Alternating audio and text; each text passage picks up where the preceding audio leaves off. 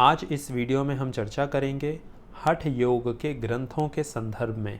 हठ योग के कितने ग्रंथ हैं, कौन कौन से ग्रंथ हैं, वह ग्रंथ आप कहाँ से प्राप्त कर सकते हैं, किस ग्रंथ की क्या विशेषता है। जो साधक या जो लोग हठ योग के संदर्भ में जानना और पढ़ना चाहते हैं वह इन ग्रंथों को कहाँ से उपलब्ध करें और कौन से ग्रंथ से अपना अध्ययन आरंभ कर सकते हैं, इन सभी बातों के संदर्भ में इस वीडियो में हम चर्चा करेंगे। तो एक बात को पहले समझें कि हठ योग के जो ग्रंथ हैं उन्हें दो भागों में विभाजित करके हम देख सकते हैं।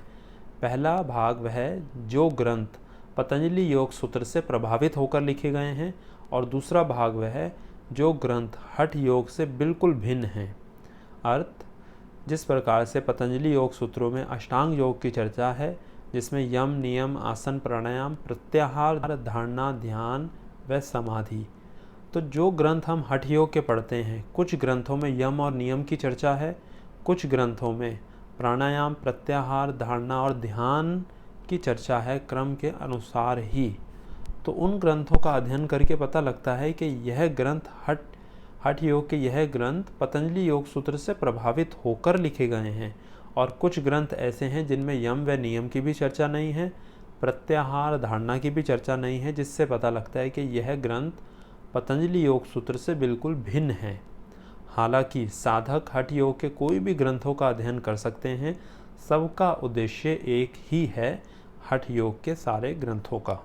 तो अभी सबसे पहले हम चर्चा करेंगे हठ योग के ग्रंथों के नाम की। कौन कौन से नाम हैं हठ योग के ग्रंथ के। तो एक सूची बनाई है, एक लिस्ट बनाई है जिसमें हठ योग के ग्रंथों के कुछ नाम हैं। इस प्रकार हठ योग प्रदीपिका, घिरण संहिता, हठ रत्नावली, शिव संहिता, गोरक्ष शतक, योग तारावली, सिद्ध सिद्धांत पद्धति, गोरक्ष पद्धति, योग बीज, शिव सवरोदय, वशिष्ठ संहिता। यह 11 नाम हैं हठ योग के ग्रंथों के। इसके अतिरिक्त भी हठ योग के ग्रंथों की सूची बहुत लंबी है, परंतु यह वो 11 ग्रंथ आपको बताए गए हैं जो आसानी से आपको प्राप्त भी हो सकते हैं और आप आसानी से इनको उपलब्ध करके पढ़ सकते हैं और समझ सकते हैं। अब इन ग्रंथों में से एक एक करके इन ग्रंथों की विस्तार से हम चर्चा करेंगे। तो यह सबसे पहला ग्रंथ हठ योग प्रदीपिका, जो स्वामी स्वात्माराम जी के द्वारा लिखी गई है। हमारे पास जो यह पुस्तक है, हठ योग प्रदीपिका का जो मूल ज्ञान है वह स्वामी स्वात्माराम जी के द्वारा किया गया है, परंतु हठ योग प्रदीपिका के ऊपर जिन लोगों ने टिप्पणी की है या इसका विश्लेषण किया है वो कई सारे ज्ञानियों ने किया है। तो हमारे पास जो एक पुस्तक है, एक ग्रंथ है हठ योग प्रदीपिका का, वह ज्ञान शंकर सहाय जी ने इसकी व्याख्या की है, जो चौखंबा सुभारती प्रकाशन से प्रकाशित होकर हमारे पास आई है। अब इस ग्रंथ में स्वामी स्वात्माराम जी ने हठ योग को 4 अंगों में विभाजित किया है, या 4 अंगों में हठ योग को स्वीकार किया है। आसन, कुंभक, मुद्रा, अनुसंधान। इस ग्रंथ की विशेषता यह है कि इस ग्रंथ में किसी भी प्रकार से किसी भी धर्म, पंथ, जाति या समुदाय को ध्यान में रखकर उनके पक्ष में कोई प्रार्थना, पूजा पाठ, मंत्रों के उच्चारण की कोई भी विधि नहीं बताई है। ओम का भी उच्चारण इसमें नहीं करने को बताया गया है। अर्थ मना नहीं किया गया, परंतु इसमें ऐसा कोई भी जिक्र नहीं है जहाँ पे कोई भी मंत्र, पूजा पाठ या ओम के उच्चारण की कोई अभ्यास की विधि बताई हो, क्योंकि कई सारे लोगों को ऐसी समस्या होती है जो अन्य धर्म या अन्य पंथ के हैं, वह योग अभ्यास को धर्म के साथ जोड़ देते हैं और फिर कि इस धर्म में इस योग अभ्यास के इन ग्रंथों में देवी देवताओं की पूजा बताई है या इन मंत्रों की पूजा बताई है, तो हम दूसरे धर्म के लोग हैं, हम उसको नहीं करेंगे। तो हठ योग के अन्य ग्रंथों में भी ऐसा कोई देवी देवता या पूजा पाठ की विधि नहीं बताई है, परंतु अन्य कुछ ग्रंथों में मंत्र चिकित्सा की भी चर्चा है और ओम के उच्चारण की भी चर्चा की गई है, परंतु इस ग्रंथ में किसी भी प्रकार से किसी भी देवी देवता मंत्र या ओम के उच्चारण की चर्चा नहीं की गई है, जिससे भी किसी भी व्यक्ति को किसी भी प्रकार की परेशानी नहीं हो सकती और वह योग के मार्ग पे इस ग्रंथ का अध्ययन करके आगे बढ़ सकते हैं। दूसरा एक ग्रंथ है घिरण संहिता। घिरण संहिता के अंदर महर्षि घिरण ने हठ योग के ज्ञान की विधियां बताई हैं और उस ज्ञान की चर्चा की गई है। हठ योग का अभ्यास कैसे करना चाहिए, कहाँ से आरंभ करें, इस ग्रंथ में एक एक चीज़ को बहुत गहराई से महर्षि घिरण ने शिक्षा दी गई है। हमारे पास जो ये पुस्तक है यह योग पब्लिकेशन ट्रस्ट मुंगेर बिहार से है, जिसको स्वामी निरंजनानंद सरस्वती जी ने लिखा है। इस ग्रंथ के अंदर यह ग्रंथ प्रारंभ वहाँ से होता है कि एक समय महर्षि घिरण की कुटिया में राजा चंडकपाली आए और बोले, हे महर्षि घिरण, हे योगेश्वर, मुझे योग के बारे में बतलाएं जिसके द्वारा व्यक्ति तत्व ज्ञान को प्राप्त कर सकता है। मुझे सुनने और जानने की इच्छा है, कृपया मुझे योग का ज्ञान दें। इस प्रकार यहाँ से राजा चंडकपाली की जिज्ञासा के ऊपर महर्षि घिरण इस पुस्तक के अंदर योग का ज्ञान राजा चंडकपाली को दे रहे हैं।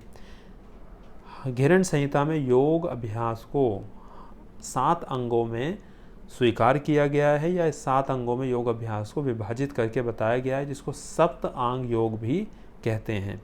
षटक्रम, आसन, मुद्रा व बंध, प्रत्याहार, प्राणायाम, ध्यान, समाधि, यह 7 अंग हैं। इस ग्रंथ में षटक्रमों की बहुत ही विस्तार से चर्चा की गई है। षटक्रम अर्थ शरीर के शुद्धिकरण के लिए जो 6 अभ्यास बताए हैं, उसके अंदर भी 6 अभ्यास के अंदर भी कई सारे अभ्यास हैं। तो षटक्रमों की इस ग्रंथ के अंदर बहुत ही विस्तार से अच्छे से चर्चा की गई है, जिससे साधक अपने जीवन में पालन करके शरीर और मन दोनों की शुद्धि कर सकता है। इसके बाद तीसरा एक ग्रंथ हठ रत्नावली। हठ रत्नावली को श्री निवास भट्ट जी के द्वारा यह ग्रंथ लिखा गया है। इसकी व्याख्या की है जो चौखंबा सुभारती प्रकाशन से प्रकाशित होकर निकलती है। बहुत ही सुंदर तरीके से इस ग्रंथ के अंदर हठ योग के बारे में विस्तार से चर्चा की गई है। इस ग्रंथ के अंदर हठ योग को 4 भागों में विभाजित करके स्वीकार किया गया है। अष्टक्रम, कुंभक, आसन, नाद अनुसंधान। हठ योग के अन्य ग्रंथों में जो शुद्धिकरण की प्रक्रिया की चर्चा की गई है वह 6 क्रमों की चर्चा की गई है, 6 प्रकार के कर्म, परंतु इस पुस्तक के अंदर 8 कर्मों की चर्चा है, 8 प्रकार के शुद्धिकरण के कर्म। इसके साथ में इस ग्रंथ में कई सारे ऐसे अभ्यासों की भी चर्चा है जो अन्य ग्रंथों में हमें देखने को सामान्य रूप से नहीं मिलते हैं। तो इस ग्रंथ का भी अध्ययन आप कर सकते हैं। बहुत ही सुंदर तरीके से इस ग्रंथ को लिखा गया है। इसके बाद अगला एक और ग्रंथ हमारे पास है शिव संहिता, जिसे हर गौरी संवाद भी कहते हैं। यह हमारे पास स्वामी अमोघ कश्यप जी के द्वारा व्याख्या किया गया शिव संहिता का ग्रंथ है, जो रणधीर प्रकाशन हरिद्वार से प्रकाशित होता है। जिन जिन ग्रंथों की जिस प्रकार से हठ रत्नावली, घिरण संहिता, हठ योग प्रतिपिका या शिव संहिता, इसमें जो व्याख्याकार और जो प्रकाशन जहाँ से प्रकाशित हुई है उनका नाम बताया गया है। ऐसा नहीं है कि सिर्फ यही इसको प्रकाशित करते हैं या यही इसकी व्याख्या करते हैं, और भी कई सारे ज्ञानी जनों ने व्याख्या की है और भी कई सारे प्रेस से यह प्रिंट हुई है, परंतु यहाँ पे उन ग्रंथों को आपको दिखाया जा रहा है जो हमारे पास हैं। तो शिव संहिता के अंदर ऐसा माना जाता है कि शिव संहिता प्राचीन ग्रंथों में से एक है हठ योग का, और इस ग्रंथ के अंदर भगवान शिव स्वयं पार्वती जी को हठ योग का ज्ञान दे रहे हैं, और इस ग्रंथ को इसीलिए हर गौरी संवाद भी कहा जाता है। पहले भाग में जो चर्चा है वह पाप और पुण्य कर्मों की चर्चा है और उनके फलों की चर्चा है। चित्त की अवस्थाओं और दोषों की चर्चा है और पंच तत्वों या गुणों की चर्चा की गई है पहले भाग में। दूसरे भाग में नाड़ियों की चर्चा है और उनके शुद्धिकरण का मार्ग बताया गया है। तीसरे पटल में पंचवायु और उनके पंच उपप्राणों की चर्चा है। योगी की योग यात्रा में आने वाले विघ्नों और नाश करने की विधि का वर्णन है। कुंभक और आसनों की चर्चा की गई है। तीसरे पटल में 10 मुद्राओं की चर्चा की गई है। पांचवें पटल में मुक्ति मार्ग के 3 विघ्नों की चर्चा की गई है। योग के 4 अंग या मार्ग बताए गए हैं।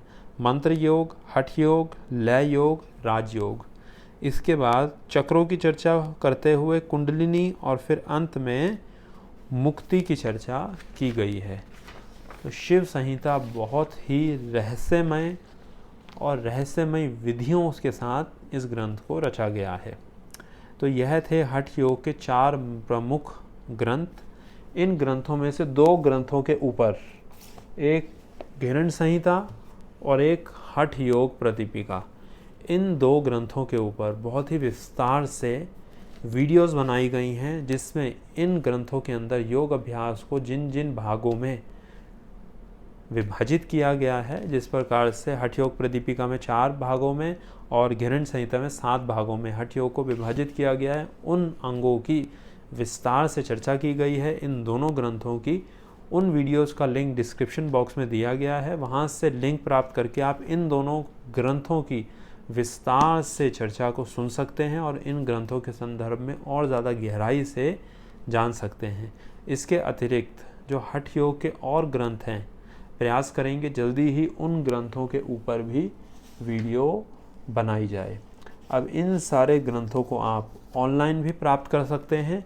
ऑनलाइन यह सारे ग्रंथ आपको बहुत ही आसानी से प्राप्त हो सकते हैं और अपने आसपास में किसी बुक शॉप से भी आप इन ग्रंथों को आसानी से प्राप्त कर सकते हैं।